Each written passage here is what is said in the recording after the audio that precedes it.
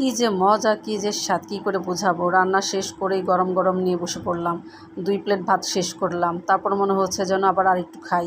তোমরা যদি এভাবে খেতে চাও তাহলে আমার রেসিপিটা ফলো করো।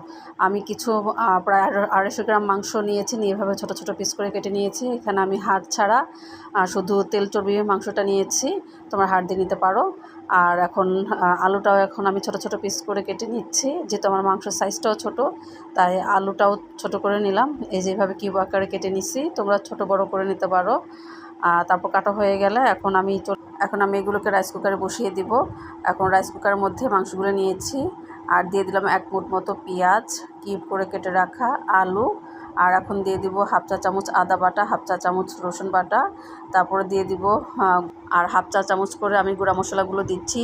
ধনের গুঁড়া, জিরার গুঁড়া, হলুদের গুঁড়া, আর 1 চা চামচ মতো মরিচের গুঁড়া, আর দিয়ে দিব হচ্ছে আমি বাটা গরম মশলা। এখানে তোমরা চাইলে আস্তটা ব্যবহার করতে পারো, তবে আমি বাটাটা দিয়েছি। আর দিয়ে দিলাম হচ্ছে স্বাদ অনুযায়ী লবণ, আর এখানে দিলাম অল্প একটু সয়াবিন তেল দিয়ে আমি সবকটা একটু ভালোভাবে হাত দিয়ে মাখিয়ে নিচ্ছি। তোমরাও হাত দিয়ে মাখিয়ে নিবে। হাত দিয়ে মাখানো হয়ে গেলে এখন আমি পরিমাণ মতো প্রায় 1 মগ মতো পানি দিয়ে দিয়েছি। এই পানিতেই আমার মাংসটা কষানো হয়ে যাবে। এখন আমি প্রেশার কুকারে বসিয়ে নিয়েছি।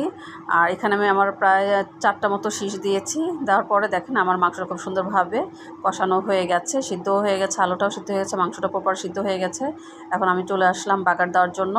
এখানে আমি প্রায় 2 মুঠ মতো পেঁয়াজ দিয়েছি। পেঁয়াজের পরিমাণটা একটু বেশি দিবেন আপনারা, তাহলে খেতে টেস্ট লাগে।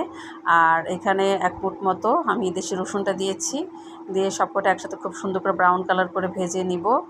আর যখন একটু কালার চলে আসবে এখন আমি এর ভিতরে দিয়ে দিব 1 চা চামচ মতো মরিচের গুঁড়া, দিয়ে একটু নাড়াচাড়া করে এখন সেই প্রেশার কুকারের মাংসর রান্নাটা এখন আমি এর ভিতরে মিলিয়ে নিচ্ছি। মিলিয়ে নিয়ে হালকা একটু জালের ভিতরে এটা আমি এখন ভাজতে থাকবো। এই মাংসটা আপনি হালকা জালে যত ভাজবেন মাংসর কালারটাও সুন্দর আসবে এবং খেতেও সেরকম টেস্ট লাগবে। এই যে দেখুন আমার ভাজা হয়ে গেছে।